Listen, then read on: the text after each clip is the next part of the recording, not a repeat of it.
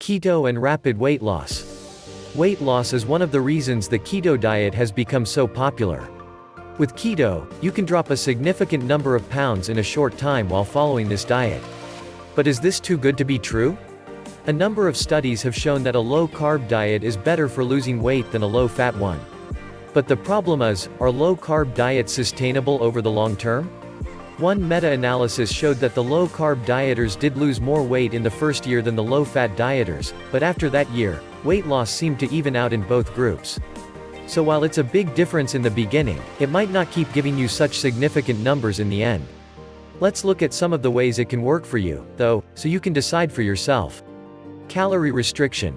Cutting carbs significantly reduces the total number of calories you're eating every day, and that is proven to result in weight loss. Many diets, in fact, depend on calorie counting to succeed. Water loss.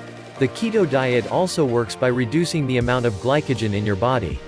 Glycogen, remember, is one way your body stores glucose, and it's bound up with water in this form. So if you break down the glycogen, water is released and excreted. This means you lose a good deal of water weight in a short period of time. Appetite control. Fat and protein satiate you so you don't feel as hungry all the time.